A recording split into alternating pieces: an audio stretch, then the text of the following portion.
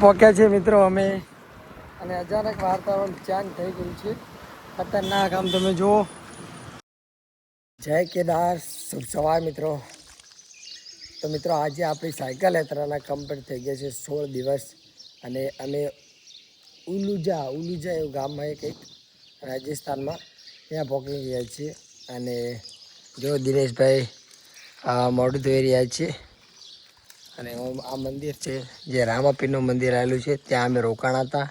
અને તમને હવે સાયકલ કેવા મૂકી બતાવો, આવો બતાવો આમ તમને એટલે એ જમરી મૂકી.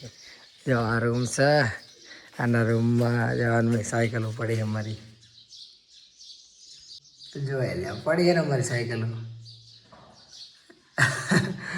આ રૂમમાં સાનમાની હંતાડી મૂકી છે, રીતે હંતાડી જો તમે આ વાળાથી બહાર રૂમ બંધ કરી રહ્યા.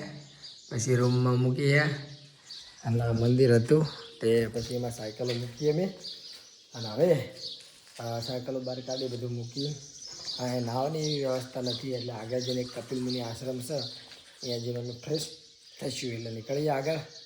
મિત્રો હું અને મારો મિત્ર દિનેશભાઈ સવારમાં નીકળી ગયા છે. જો તમે છે દિનેશ. અને આજે અમારે જવાનું છે કુલાયત, કારણ કે કુલાયત એક એવો આશ્રમ આવેલો છે જે તમે જોયો પણ નહીં હોય, તમે ભાળ્યો પણ નહીં હોય કે કઈ જગ્યાએ આવેલો છે. તો હું અને મારો મિત્ર જઈ રહ્યા છીએ. જો કંઈક આવા રસ્તે બાજુમાં જોઈ રહ્યો ફુવારા છે, એવું સવારનું લોકેશન છે. કપા છે એવો આપણે પણ આવડો નહીં થયો પણ આંકેર થઈ ગયો છે બહુ મોટો રેતી નારણમાં. તો હવે જઈએ છીએ કોલાયત, કારણ કે કપિલ મુનિનો આશ્રમ બહુ જ મોટો છે. ત્યાં સરોવર પણ આવેલું છે. તો તમને બધાને બતાવશું કે કેવું સરોવર છે ને કેવું ફરવા લાયક છે. પણ અત્યારે સવારમાં લો તમે વાતાવરણ જોયા, તમે નજારો કંઈક જોઈ શકો છો ફુવારાનો છે ને એક નંબર. બસ હવે ધીરે ધીરે વધીએ છીએ આગળ, નથી 2-3 કિલોમીટર આગળ છે. બસ આ વિડીયોમાં બન્યા રહેજો. તો આ મિત્રો આવેલો છે કપિલ મુનિ આશ્રમ. જો આ રીતે આવું બધું છે અહીંયા આગળ.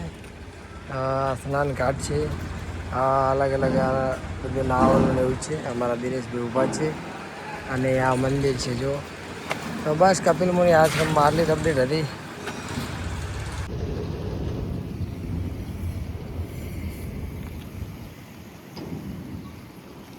હાલ 10:30 વાગી ગયા છે અને હું અને મારો મિત્ર દિનેશ બે ટોલ નાકે જો બેઠા છીએ. આ છે ટોલ નાકે અને દિનેશભાઈ નાસ્તો કરી રહ્યા છે. આપણે પણ નાસ્તો કરી લઈએ. અને જો પડી અમારી સાયકલો, તો થોડોક નાસ્તો હળવો કરી અને પછી પોકીએ બિકાનેર તરફ. ચલો જો નાસ્તો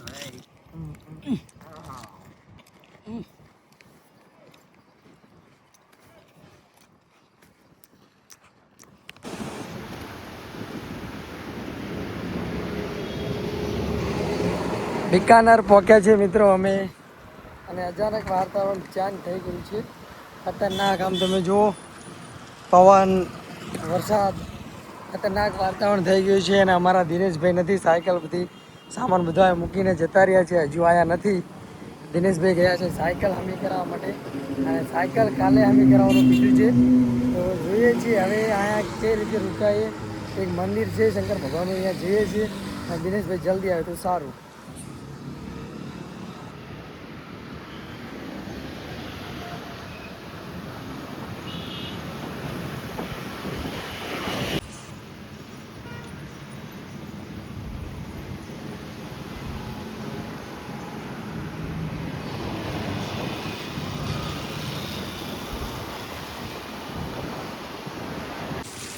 તો મિત્રો હાલ તો વાગી ગયા છે 4 અને 4 વાગે અમે આમ તો અંદાજે 12-1 વાગે બિકાનેરમાં પહોંચી ગયા હતા. પણ દિનેશભાઈની સાયકલ દિનેશભાઈ સર્વિસ કરાવવા ગયા હતા, પણ એ ભાઈએ મેં કીધું કે તમારી સાયકલ તમને કાલે મળશે. તો દિનેશભાઈ હાલ તો ગયા છે, સાયકલ સર્વિસ કરાવવા મૂકવા ગયા છે. પણ જો અચાનક બિકાનેરમાં વરસાદ ચાલુ થઈ ગયો છે, તો દિનેશભાઈ તો ગયા છે સાયકલ સર્વિસ કરવા માટે. પણ આપણે જ્યાં રૂમ રાખી હતી ત્યાં રહ્યા છીએ. અને દિનેશભાઈ આવે પછી કંઈક બહાર જવાનું વિચારશું. આજે કોઈ જ જમવાની વ્યવસ્થા કે કોઈ જ મળે નથી. અને બસ આજે વરસાદ પણ ફૂલ છે. જે વરસાદ બંધ રહે તો પછી નીકળશું અમે બહાર. અત્યારે તો હાલ તમને આટલી જ અપડેટ આપીએ છીએ. વરસાદ ફૂલ ચાલુ છે અને કમ્પ્લીટ વાગી ગયા છે 4. હજી 4 જ વાગ્યા છે, પણ વરસાદ ચાલુ છે એટલે એવું લાગે છે કે 6-7 વાગી ગયા હશે. બસ મિત્રો મળીએ આગળ. તો મિત્રો હાલ વાગી ગયા છે 5 વાગવા આવ્યા છે અને વરસાદ તો બંધ થઈ ગયો છે, પણ હું જ્યાં રોકાણો છું ત્યાં જો આ મિત્ર છે જે મને કે ચાલો થોડુંક ફરતા આવીએ, ચા ને એવું પીતા આવીએ. તો દિનેશભાઈ તો સાયકલ મૂકવા ગયા છે, પણ અમે જઈ રહ્યા છીએ બિકાનેરમાં થોડું ફરવા અને ચા ને એવું પીવા. તો જુઓ બિકાનેરનું કંઈક વાર્તામાં કંઈક આજે આવું છે બિકાનેરમાં, જુઓ તમે. તો આજે બિકાનેરમાં વરસાદ ભેગો થઈ ગયો અને દિનેશભાઈની સાયકલ હમી કરાવવા માટે અમે મૂકી છે. તો દિનેશભાઈ આવે ત્યાં લગન આપણે થોડી વાત જોઈશું અને પછી કંઈક આગળનો પ્લાન બનાવશું. પણ હાલ તો જઈએ છીએ ચા અને એવું પીવા.